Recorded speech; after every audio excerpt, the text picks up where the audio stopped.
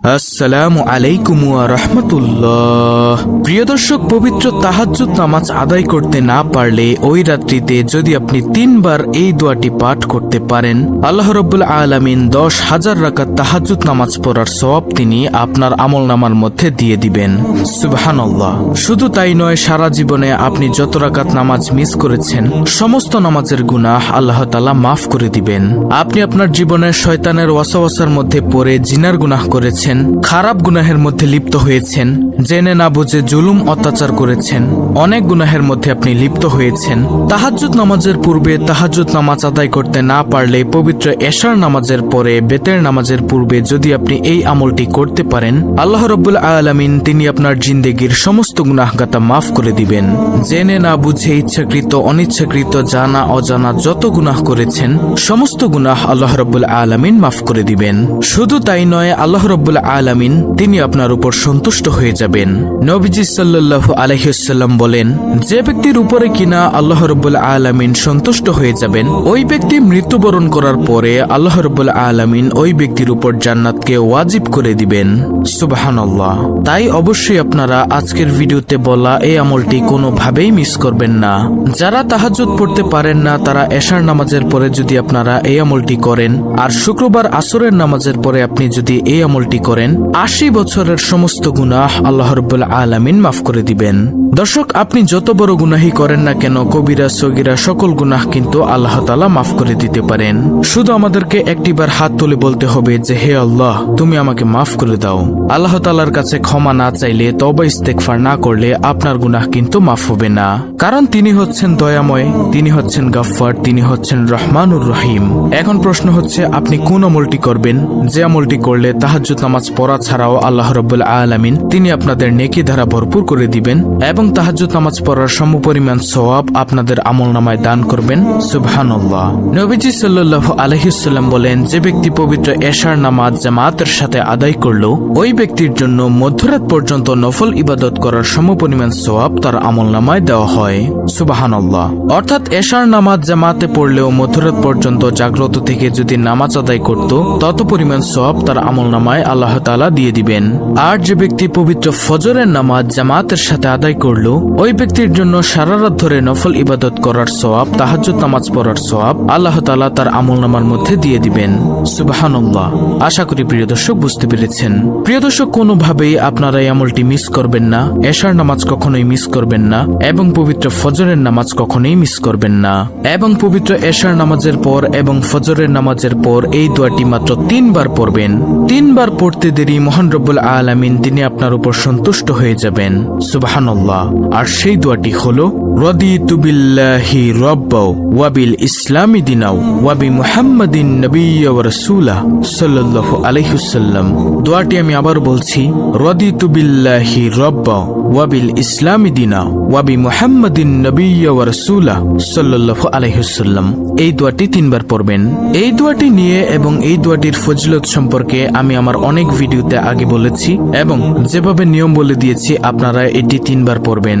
আর আরেকটি দোয়া পড়বেন, সেটি হলো আল্লাহুম্মা আজিরনি মিনান্নার। এই ছোট্ট দোয়াটি 7 বার পড়বেন। আল্লাহুম্মা আজিরনি মিনান্নার। তারপরে দুরুদ শরীফ পড়বেন। কি পড়বেন? দুরুদ শরীফ পড়বেন নবীজির উপর।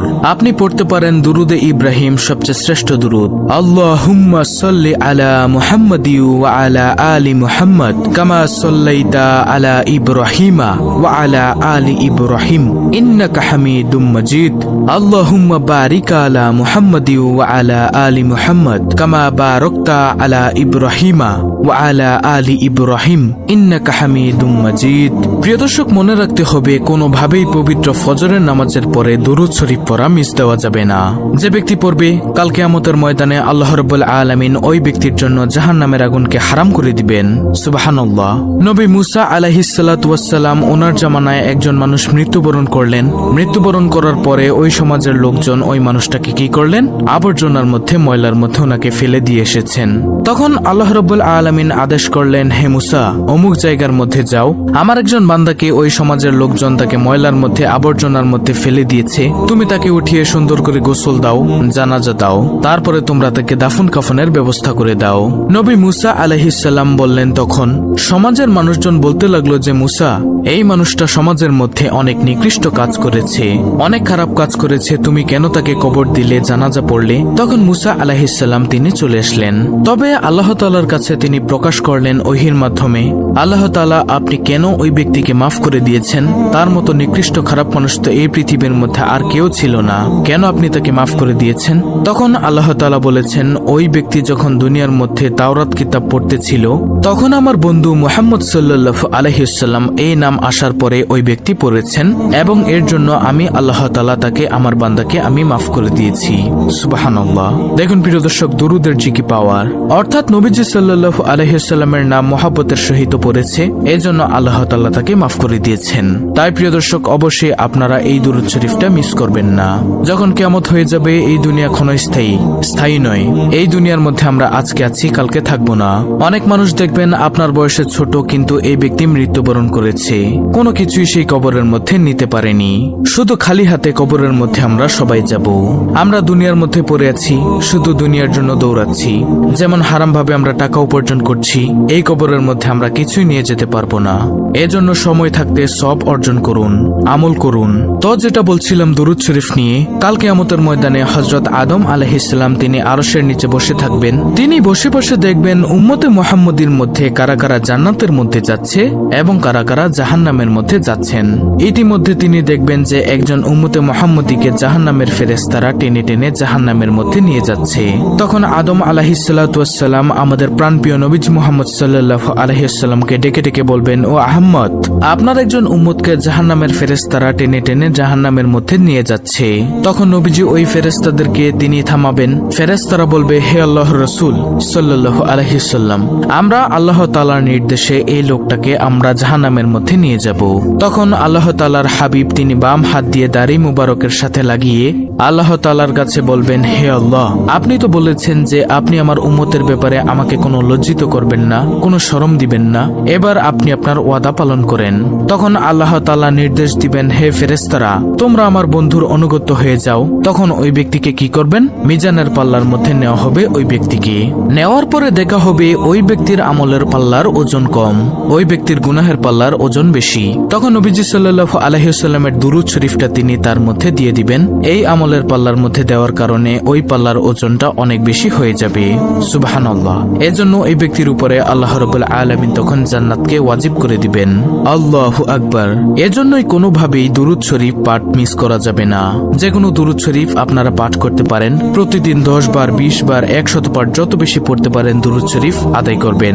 তারপরে আরেকটি আমলের কথা আপনাদেরকে বলে দিব। যে ব্যক্তি পবিত্র জুম্মার দিন আসরের নামাজের পরে আসরের নামাজটা যে স্থানে আদায় করলো, সেই স্থানে বসে যদি 80 বার এই ছোট্ট দুরূদটি পাঠ করতে পারে, ওই ব্যক্তির 80 বছরের গুনাহ আল্লাহ তাআলা মাফ করে দিবেন।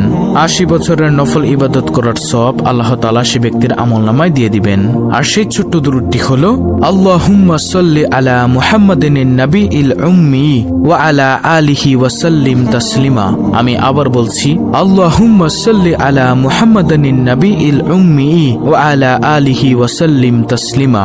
যে ব্যক্তি পবিত্র জুম্মার দিন আসরের নামাজের পরে সেই নামাজের স্থানে বসে 80 বার এই ছোট্ট দুরূদটি পড়বে, তার 80 বছরের গুনাহ আল্লাহ তাআলা মাফ করে দিবেন। শুধু তাই নয়, 80 বছরের মধ্যে আপনি যে গুনাহের কাজ করেছেন এই গুনাহ নেকি দ্বারা পরিবর্তন করে দিবেন। সুবহানাল্লাহ। প্রিয় দর্শক, তাই যদি আমরা গুনাহ মাফ করাতে চাই, অবশ্যই আজকের ভিডিওতে বলা এই আমলগুলো আমরা করার চেষ্টা করব ইনশাআল্লাহ। তো এই ছিল আমাদের আজকের ভিডিও। ভিডিওটি ভালো লাগলে অবশ্যই চ্যানেলটিকে সাবস্ক্রাইব করে পাশে থাকা বেল বাটন অল বাজিয়ে দিবেন। ভিডিওটিতে একটি লাইক দিবেন এবং কমেন্টে আমিন লিখবেন এবং অন্য মুসলিম ভাই বোনদের কাছে ভিডিওটি শেয়ার করে দিবেন, যেন তারাও দেখে শিখে এই আমলটি করতে পারে। আল্লাহ রাব্বুল আলামিন আমাদের সকলকে ভিডিওতে বলা এই আমলগুলো করার তৌফিক দান করুন। আমিন।